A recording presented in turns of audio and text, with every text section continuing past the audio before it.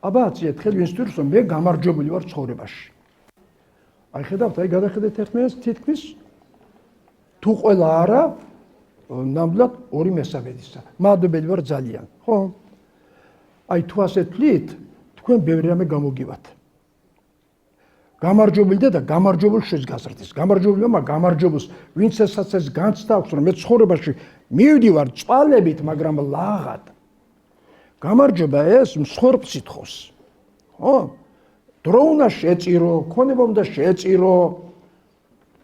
ბევრი რაღაც უნდა გააწირო რომ იმას მიაღწიო, რაც წინ დაგისახავს რა და თუ მე შობელს ეს თვისება არ მაქვს, მისი აზრდა ძალიან გამიჭირდება.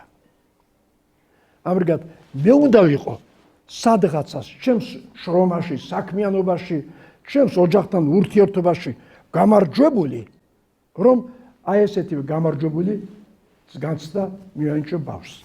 ახლა აი ჩემი ასე თქვათ მოსაზრებით ვინ შეიძლება დავარქვათ ჯერთი რა არის თვითონ გამარჯვება. ეს არ ნიშნავს რომ ვიღაცა დავამარცხე.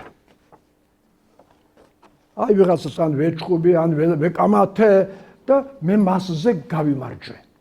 თუ გამარჯვებას ასე გავიგებთ, ჩვენ ეგოისტი გამოგვივა ბავშვი, თავკერძე გამოგვივა. ყველაზე დიდი გამარჯვებაო ფილოსოფოსებს აქვს ნათქვამი საკუთარ თავზე გამარჯვებაო.